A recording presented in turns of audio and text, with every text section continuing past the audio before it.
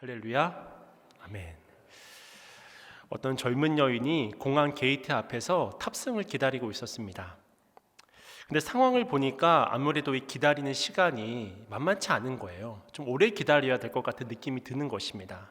그래서 이 근처에 이 공항의 이 매점으로 가서 책과 쿠키를 하나씩 사서 이제 책을 보면서 또 쿠키를 먹으면서 그 탑승 시간을 기다리고 있었는데요. 근데 이렇게 기다리다 보니까 자신의 옆자리에 어떤 남자도 책을 보면서 이 사다 놓은 쿠키를 먹고 있는 거예요. 근데 그 사다 놓은 쿠키를 내 쿠키를 먹고 있는 것입니다. 좀 당황스럽잖아요. 그래서 속에서는 아니 왜 남의 것을 허락도 안 받고 이렇게 먹지?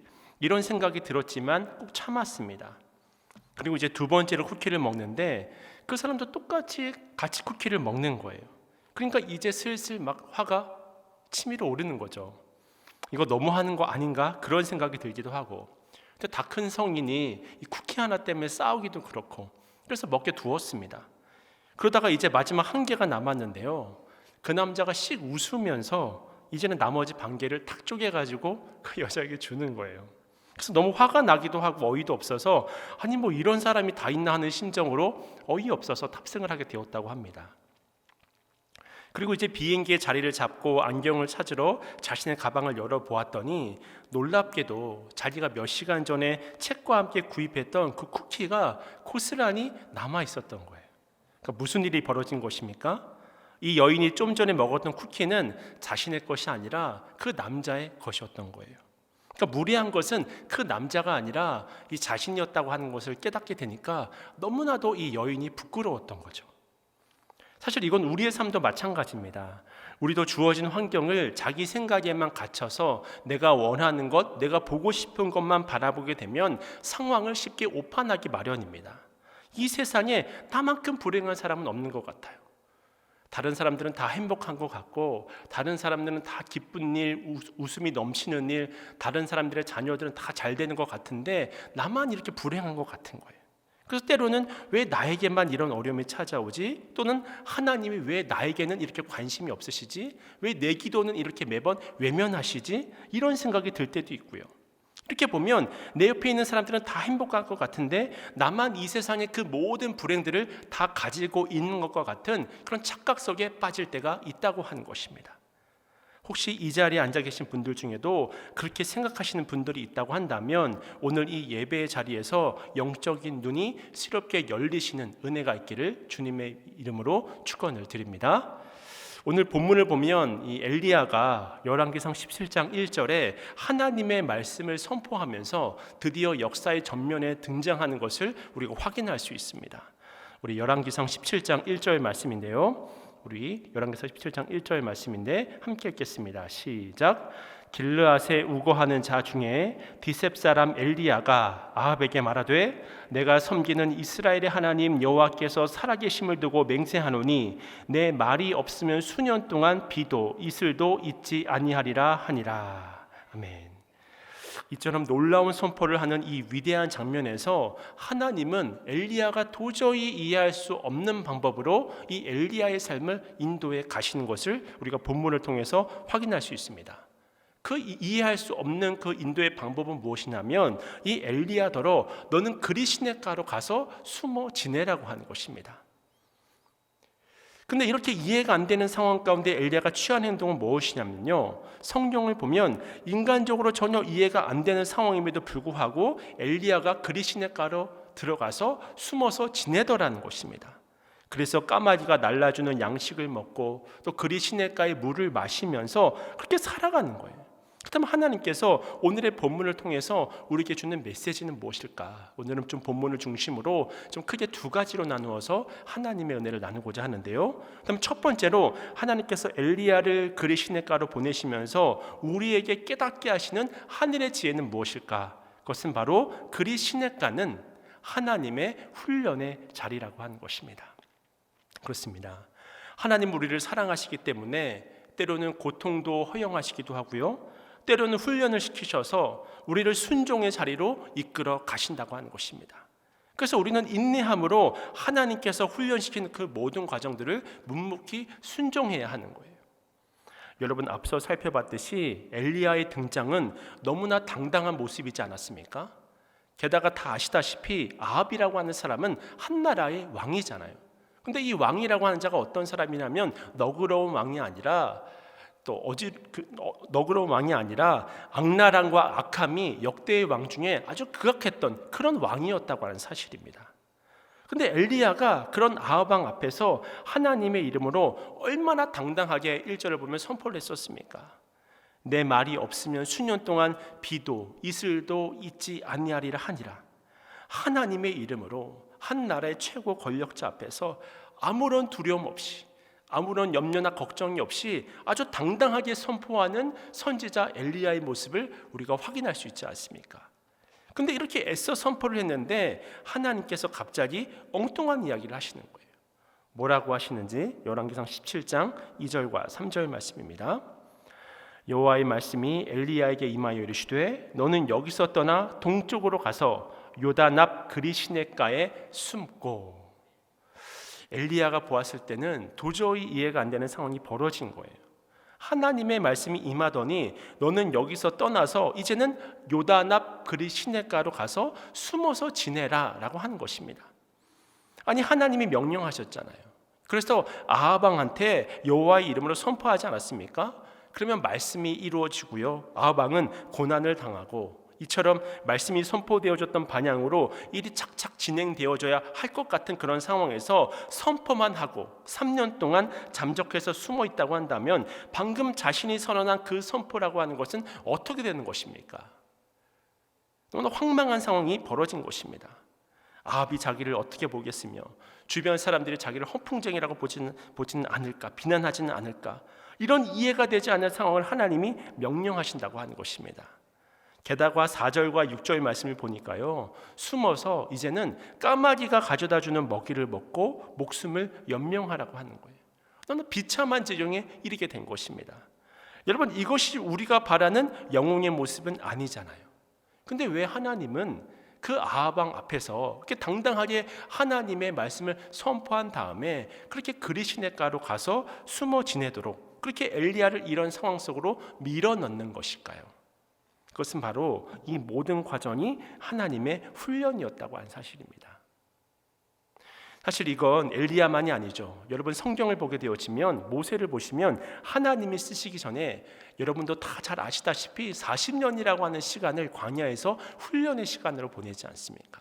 하나님의 뜻에만 순종할 수 있는, 하나님만 바라볼 수 있는 그런 순종의 시간으로 훈련시키는 것을 우리가 확인할 수 있지 않습니까?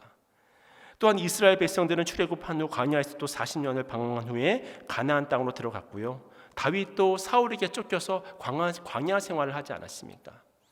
사도 바울도 사도행전 9장에서 다메섹 체험을 한 다음에 갈라디아서 1장 17절을 보시면 아라비아 사막에서 3년 동안 그런 시간들을 보냈다고 이야기를 하고 있습니다.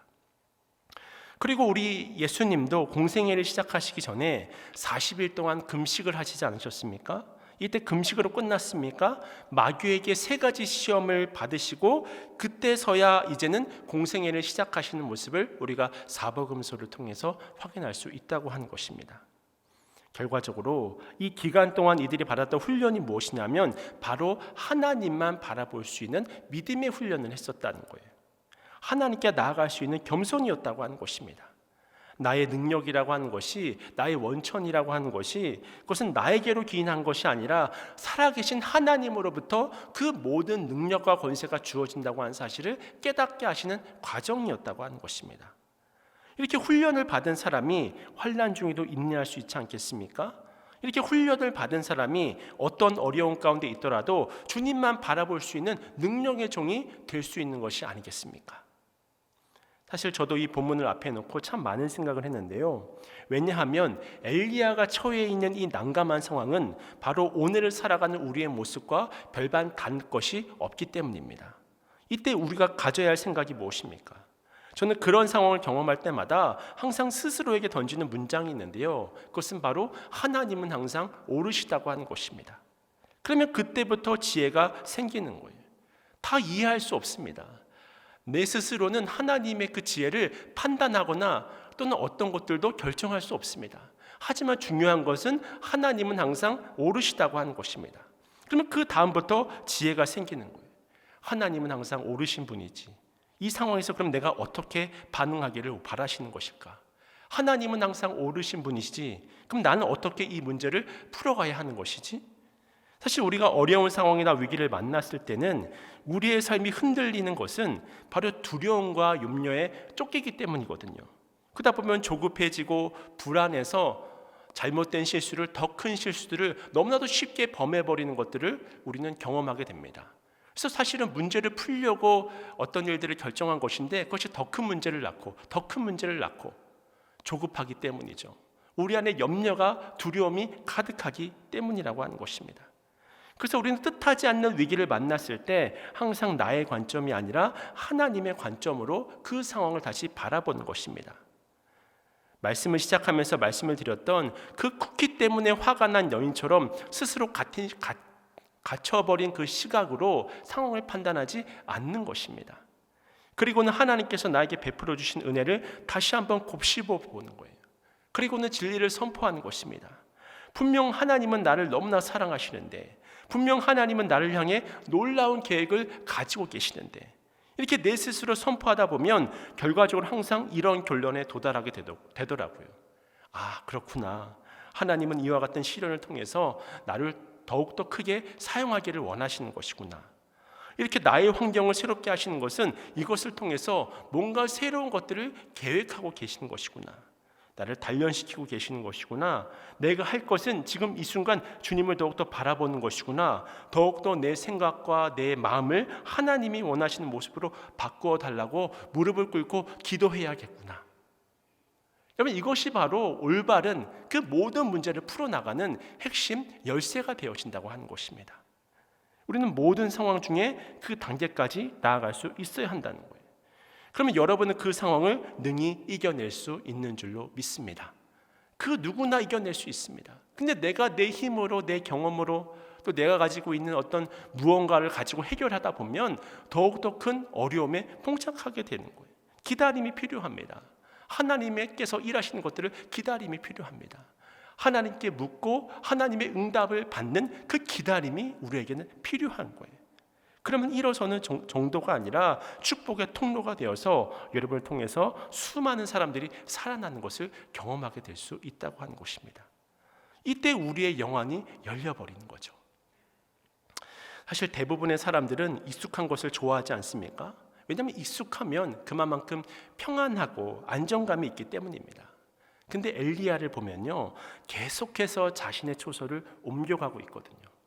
그 악한 아합 왕 앞에 서서 말씀을 선포하는 것도 어려운 일일 수 있었겠지만 하나님의 말씀에 순종함으로 그 앞에 서게 되어지고, 또 열왕기상 17장 2절을 보면 또 어떤 말씀이 있냐면 여호와의 말씀이 엘리야에게 임하여 이르시되라고 하는 말씀이 있지 않습니까?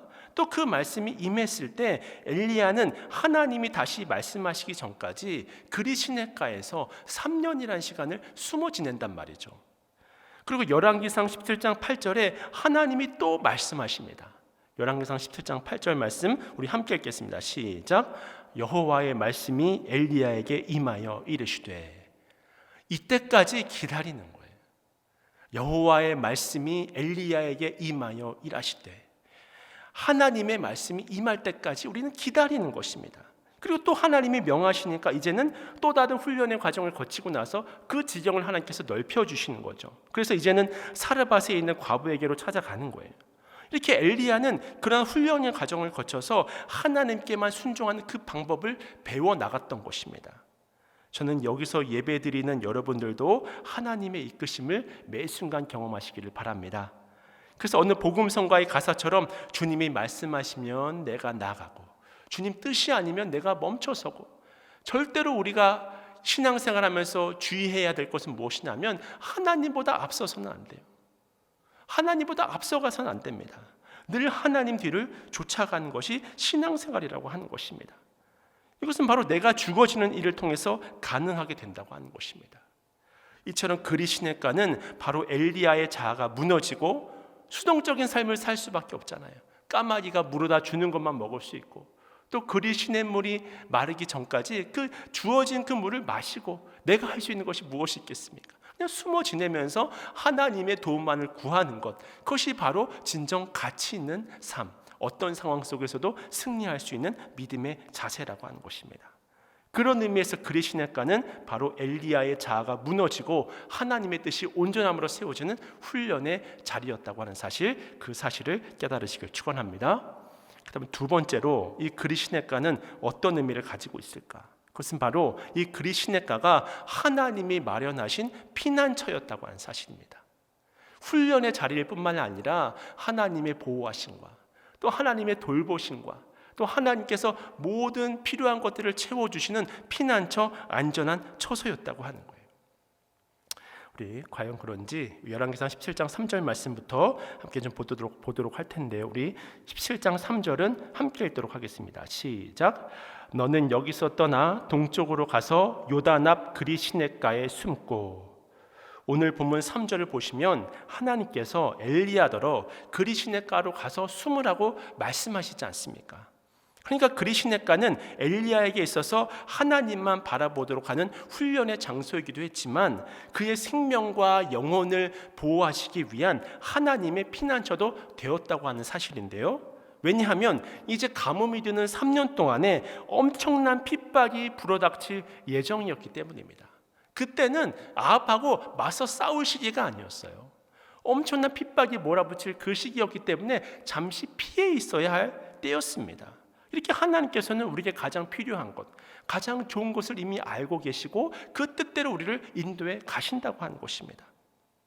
그래서 열왕기상 18장 4절 말씀을 보면 우리가 이 사실을 확인할 수 있는데요. 제가 열왕기상 18장 4절 말씀을 읽어드리겠습니다. 이세벨이 여호와의 선지자들을 멸할 때에 오바댜가 선지자 100명을 가지고 50명씩 굴에 숨기고 떡과 물을 먹였더라. 무슨 말입니까? 이세벨이 지금 선지자들을 다 잡아 죽이는 핍박을 진행하고 있잖아요. 왜냐하면 엘리야를 통해서 아합과 이스라엘을 우상 숭배로부터 돌이키려고 하니까 이세벨이 가만히 있을 리 없는 것입니다. 여러분, 이처럼 우리가 한 영혼을 돌이키려고 하는 것은 단순히 눈에 보이는 싸움이 아니라 영적인 전쟁입니다. 매 순간 우리는 영적인 전쟁을 하고 있는 거예요. 그래서 하나님의 말씀이 선포되면 선포될수록 마귀라고 하는 것도 더욱더 발악을 하는 것입니다. 그렇기 때문에 선지자들을 잡아 죽이는 일을 하게 되는 거예요. 그래서 뒤에 19장을 가보게 되면요, 엘리야가 이렇게 이야기를 하는데요. 열왕기상 19장 14절 말씀 제가 읽어드립니다. 그가 대답하되 내가 만군의 하나님 여호와께 열심히 유별하오니 이는 이스라엘 자손이 주의 언약을 버리고 주의 제단을 헐며 칼로 주의 선지자들을 죽였음이오며 오직 나만 남았거늘 그들이 내 생명을 찾아 빼앗으려 하나이다. 그러니까 비가 오지 않은 3년이 어떤 시간이었다고요? 극심한 핍박의 시간이었다고 하는 것입니다. 마치 사울이 모든 군대를 동원해서 다윗을 추격하듯이 이 아합은 엘리야를 잡으려고 찾아다녔던 거예요. 그래서 하나님께서 엘리야를 그리시네가라고 하는 그 기가 막힌 장소에, 그 기가 막힌 타이밍에 숨겨주신 것입니다. 보호하신 것입니다. 그 큰 핍박으로부터 그 엘리야의 마음이 훈련되기까지, 더욱더 단단해지기까지, 또 하나님의 때가 차서 엘리야가 마음껏 자신의 사역을 펼칠 수 있을 때까지 하나님께서 그 그리시네가를 통해서 훈련시키셨던 피난처가 되었다고 하는 사실입니다. 그리고는 까마귀를 통해서 엘리야를 먹이시는 거죠. 그래서 오늘 본문 열왕기상 17장 4절 말씀을 보시면요, 그 시냇물을 마시라. 내가 까마귀들에게 명령하여 거기서 너를 먹이게 하리라. 그러니까 이처럼 아무도 생각할 수 없는 하나님만의 방식으로 엘리야를 보호하시고 엘리야를 돌보시는 하나님의 섭리를 우리가 오늘 본문을 통해서 확인할 수 있는 것이 아니겠습니까? 그렇다면 이 피난처에서 하나님은 엘리야를 어떻게 돌보고 계십니까? 사실 이 그리시네가는 요단 동편에 이스라엘 백성들이 만나와 메추라기를 먹던 그곳에 위치하고 있거든요. 근데 하나님께서 지금 엘리야를 바로 그 그리시네가로 인도하셔서 물을 먹이시고 또 까마귀를 통해서 떡과 고기를 먹게 하는 것을 우리가 확인할 수 있지 않습니까? 이것이 무엇을 말하는 것이냐면 이 그리시네가는 40년 동안 하나님께서 광야에서 만나와 메추라기를 이스라엘 백성들에게 먹이셨던 그 하나님의 손길, 또 그 하나님의 섭리를 우리로 기억하게 하는 장면이 되어지는 것입니다. 그래서 6절 말씀을 보시면 까마귀들이 아침에도 떡과 고기를, 저녁에도 떡과 고기를 가져왔고 그가 시냇물을 마셨으나 라고 되어져 있지 않습니까? 이처럼 하나님께서는 광야의 이스라엘 백성들을 만나와 메추라기로 그날의 일용할 양식을 공급하셨던 것과 마찬가지로 이 그리시네가에서 엘리야에게 떡과 고기를 먹이시고 있는 장면을 우리가 동일하게 확인할 수 있다고 하는 것입니다. 이때 6절에 재미있는 표현이요, 까마귀가 고기를 가져오는데 한 달치를 가져오는 것이 아니에요. 일주일치를 가져오는 것이 아닙니다. 아침과 저녁에 떡과 고기를 가져오는 거예요. 주기도문이 생각나지 않습니까? 일용할 양식을 지금 공급하고 있는 거예요. 그리고 까마귀는 정확하게 마치 이스라엘 백성들이 광야에서 먹었던 만나처럼 정확하게 이처럼 한 끼 음식만 가져다 주는 거예요. 이것이 무엇을 말해주고 있습니까? 하나님은 우리가 육신의 떡과 고기를 가져다 주는 까마귀만 바라보지 않기를 바라시는 거예요. 하나님은 마치 달을 보기를 바라시는 거지 달을 가리키는 손가락을 바라보기를 원치 않으시는 거죠. 그러니까 무엇을 통해서 우리가 하나님의 그 놀라운 은혜를 공급받느냐, 그것을 기억하기를 바라신다고 하는 것입니다. 우리가 까마귀를 의존해 사는 인생이 아니라 하나님이 우리를 먹이시고 입히시는 분이라고 하는 사실을 깨닫게 하는 것입니다. 그 피난처에서 하나님께서 엘리야를 그렇게 깨닫게 하시는 거예요. 매일매일 양식을 공급하시면서 매일매일 그 그리시네가가 하나님의 때가 찰 때까지 그 물이 끊어지지 않게 하심으로 매일같이 그런 어떤 양식과 물을 공급해 주시는 것을 확인할 수 있다고 하는 것입니다. 그렇다면 여러분, 이 사실이 왜 중요할까요? 사실 하나님께서 이스라엘 백성들에게 만나를 주신 이유는 광야에서 잘 먹고 잘 살도록 하기 위함이 아니었습니다. 이스라엘 백성들은 가야 할 땅이 있었잖아요. 광야에서 여기가 좋사오니라고 머무를 수 있는 것이 아니라 적과 꿀이 흐르는 가나안 땅으로 들어가야만 했던 것이 아니겠습니까? 그래서 가나안 땅으로 들어가는 그 즉시 만나와 메추라기는 끊어지는 거예요. 마찬가지로 우리 또한 하나님께서 우리의 그 공급자이심을 잊어버리고 내 손에 주어진 물질이라든지 경험이 내 인생의 보장이다, 내가 지금 들어놓은 그 보험이라고 하는 것이 내 미래 보장이다, 그렇게 생각하는 순간 우리는 하나님을 의지하는 것이 아니라 풍요의 신인 바알을 섬기게 되는 것입니다. 물론 우리가 미래를 생각하면서 물질도 모으고 또 자녀도 잘 양육하고 또 보험도 때 필요에 따라서 다 좀 들고 그런 것도 중요하지만 가장 우선적인 것은 무엇이라고 하는 거예요? 하나님을 우선적으로 기억하면서 바라보는 것에 초점이 있다고 하는 것입니다. 그렇지 않으면 모든 것이 다 헛된 것이 되어져 버리는 거예요. 그렇지 않으면 하나님의 사명을 쫓아서 살아가야 되는데 하나님은 잊어버리고 하나님께서 맡기신 사명도 잊어버리는 것입니다. 그러면 하나님께서 공급하신 하늘을 하나님은 그 하늘 문을 여시고 축복을 내려주시고자 하는데 내 스스로 그 문을 닫아버리는 행동을 해버리는 거예요. 이것이 바로 북이스라엘이 처한 상황이라는 것입니다. 이처럼 우리는 하나님께서 우리 인생의 공급자가 되시고 우리 인생을 책임지시는 아버지라는 사실을 알게 될 때 내일의 염려로부터 벗어나 우리의 사명의 길을 걸어갈 수 있습니다. 그래서 주님께서는 제자들에게 이렇게 말씀하셨습니다. 잘 아시는 말씀인데요, 누가복음 12장 29절 30절까지의 말씀, 너희는 무엇을 먹을까 무엇을 마실까요 구하지 말며 근심하지도 말라. 이 모든 것은 세상 백성들이 구하는 것이라. 너희 아버지께서는 이런 것이 너희에게 있어야 할 것을 아시느니라. 하늘의 아버지가 없는 사람들은 무엇을 먹을까 무엇을 마실까 걱정할 수밖에 없는 것입니다. 왜냐하면 내 스스로 내 힘으로 그것을 쟁취하고 만들어 가야 하니까. 하지만 하나님의 자녀들은 안 그렇다는 거죠. 하나님께서 공급해 주신다고 하는 것입니다. 하나님께서 채워 주신다고 하는 것입니다. 그래서 누가복음 12장 23절에도 보면요, 목숨이 음식보다 중하고 몸이 의복보다 중하니라. 아멘. 이렇게 말씀하시잖아요. 우리의 목숨이 우리가 그토록 애지중지하는 물질이라든지 소유보다 비교할 수 없을 만큼 훨씬 더 중요하다고 하는 사실을 우리에게 알려주고 있습니다. 그러므로 걱정하지 말라는 거예요. 우리가 한 번밖에 없는 인생을 생명보다 가치가 떨어지는 소유를 위해 걱정하고 근심한다면 그것은 얼마나 어리석은 인생이 됩니까? 이 질서가 바로 잡히게 되어지면 나머지는 저절로 풀려지게 되는 거예요.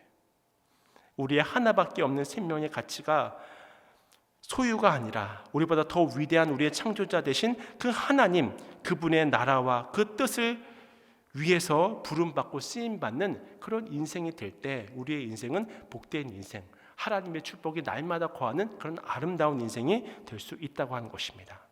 그래서 누가복음 12장 31절 말씀인데, 다만 너희는 그의 나라를 구하라. 그리하면 이런 것들을 너희에게 더하시리라. 아멘. 그렇습니다. 우리가 할 일은 먼저 주님의 나라와 주님의 의를 구하는 삶을 살아가는 것입니다. 그럼 나머지 것들은 하나님께서 책임져 주시는 거예요. 근데 왜 사람들은 평생 더 벌고 더 모으려고 하다가 한 번밖에 없는 인생을 허비하다가 죽게 되는 것일까요? 왜 하나님이 주신 사명을 위해서는 한 발짝도 떼어보지 못하고 그 모든 인생을 허비하는 것일까요? 그것은 바로 걱정 때문이라고 하는 것입니다. 평생을 무엇을 먹을지, 또 무엇을 입을지, 그것을 걱정하느라고 우리를 이 땅에 보내신 하나님의 사명과 뜻을 외면한 채 살아가고 있지는 않으십니까? 그러다 보면 처음부터 그렇게 끝까지 걱정만 하다가 염려만 하다가 한 번밖에 없는 이 인생을 살아가다가 죽게 되는 거예요. 그러므로 우리는 그러므로 오늘 본문을 통해서 엘리야와 같이 우리를 먹이시고 입히시고 돌봐주시는 그 하나님의 존재를 우리는 깨닫고 기억해야 한다고 하는 것입니다. 그런 의미에서 지금 하나님께서 오늘 본문을 통해서 우리에게 말씀하신 것이 무엇이겠습니까? 사실 이 그리시네가라고 하는 것은 단절의 시간이거든요. 이 그리시라고 하는 단어의 뜻은 단절과 고립을 의미하는 단어거든요. 하나님께서 이 시간 엘리야를 고립시키십니다. 사람으로부터 고립시키시고 환경으로부터 고립시키시고 또 그때가 언제까지인지를 알려주시지 않기 때문에 그냥 막연하게 하나님을 바라볼 수밖에 없는 상황인 거죠. 오직 까마귀를 통해서만 하루에 2번씩 음식이 날아오는 것입니다. 그런데 아무도 없는 것 같은 그곳에서 엘리야는 매일같이 하나님의 살아계심을 경험하잖아요. 여러분, 이것이 진정 아름다운 인생이 아니겠습니까? 그렇기에 나중에 그리시네가가 마르고 사르밧 과부에게 가라고 하는 명령에도 온전히 하나님의 사명을 따라 순종함으로 나아가는 것입니다. 그뿐만이 아니라 갈멜산에서 바알과 아세라 선지자의 그 850대 1의 싸움을 승리할 수 있었던 것도 이 그리시네가의 시간이 있었기 때문에, 하나님만을 바라보고 하나님의 도움만을 구하던 그 고독의 시간이 있었기 때문에 바로 그러한 놀라운 하나님의 사명을 감당할 수 있었다고 하는 것입니다. 산에 가야 범을 잡고 물에 가야 고기를 잡는다는 속담이 있습니다. 물고기를 잡으려면 물에 가야 되는 것이고요, 사냥을 하려면 산으로 가야 하는 것입니다. 마찬가지로 은혜를 받으려면, 세상이 줄 수 없는 참 기쁨을 받으려면 하나님 앞으로 달려 나가셔야 합니다. 이 믿음을 가지고 열심히 주님을 향해 달려 나가셔야 합니다. 한 번 기도한 사람은 한 번 더 은혜를 받는 것입니다. 한 번 예배의 자리를 지킨 사람은 더욱더 큰 하나님의 능력을 체험하는 거예요. 울며 씨를 뿌리는 사람은 정령 기쁨으로 단을 거두게 되는 것입니다. 야곱은 인간적으로 사람들이 싫어했지만 하나님의 은혜를 그 누구보다 사모했기 때문에 결국은 하나님의 은혜를 유업으로 받았습니다. 에서는 하나님께서 주신 그 은혜를 팥죽 한 그릇에 팔아버릴 만큼 귀하게 여기지 않았습니다. 그래서 그 유업을 받지 못했습니다. 하나님께서 에서와 야곱을 차별하시는 것이 아니라 내가 하나님의 은혜를 거부하고 있지는 않은지, 그래서 우리가 이 시간 한번 기억하고 생각해 봐야 되는 거예요. 나는 요즘 무엇 때문에 민감하지? 나는 어떤 것에 기쁨을 느끼고 있고 나는 어떤 것에 감사함을 느끼고 있지? 여러분, 혹시 그 안에 하나님이 없지는 않으십니까? 혹시 그 안에 하나님의 살아계심이 아니라 다른 것을 통해 그러한 기쁨을 대리 만족하고 있지는 않으십니까? 지금 하나님보다 앞서 여러분의 생각을 붙잡고 있는 것은 무엇입니까? 우리는 오직 성령에 붙들려야 할 줄로 믿습니다. 이 세상 그 무엇도 하나님보다 앞설 수 없습니다. 하나님의 돌보심을 확신하시길 바랍니다. 그리고 이 믿음으로 말씀의 자리로 돌아가시는 거예요. 그러므로 기도와 예배와 생명의 자리를 지키는 것입니다. 그 온전한 믿음 위에 하나님께서 때마다 시마다 우리 엘리야에게 그리시네가를 예비하셨던 것처럼 피난처를 예비해 두셨습니다. 하늘문을 여시고 이미 복을 충만하게 부어주실 준비를 다 하고 계신 거예요. 이 사실을 믿고 하나님의 사명을 더욱더 감당하실 수 있는 여러분들이 되시길 축원합니다. 그때 우리는 모든 상황 중에 승리할 수 있습니다. 바라기는 더욱 주님을 바라봄으로 맡겨진 모든 삶의 자리에서 늘 승리하는 삶을 살아가시는 여러분 모두가 되시기를 주님의 이름으로 축원을 드립니다.